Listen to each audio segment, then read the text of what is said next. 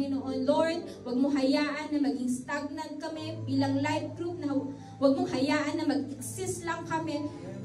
Pero tulungan mo po kami na magampanan yung purpose namin bilang isang grupo, Lord God, na may faith sa iyo. At Panginoon, kung bakit kami nakapagpapatuloy, Panginoon, maraming mga problema, Lord God, pero dahil ikaw ang sentro ng church na ito, Lord, Panginoon, kaya patuloy kami lumalakas, Lord God, ang aming faith, Lord, Panginoon, ay lumalago, Panginoon, dahil kami ay connected sa iyo, Panginoon. That's why ibibigay mo, Panginoon, ang anointing sa bawat isa na natin, Lord God, at gagamitin mo ang buhay, Panginoon, ng iyong mga anak, Lord God, Panginoon. At Lord, Panginoon, bibigyan mo kami, Lord God, ng mga talento, Lord God, upang makapagpahayag, Lord God, ng iyong mga salita. Gagamitin mo ang buhay na ito, Lord God, Panginoon, upang, Panginoon, ikaw ay maparangalan, Lord God, at wala nang iba.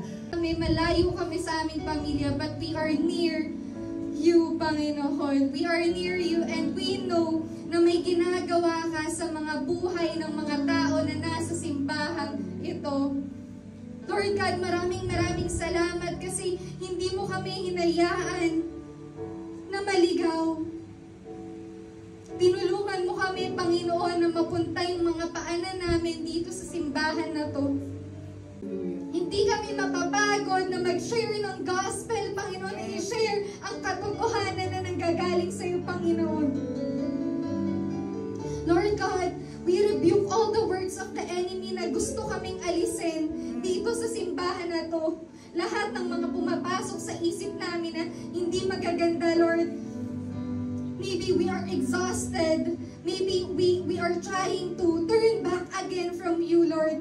Pero tulungan mo kami because we cannot do it without you. Holy Spirit, guide us.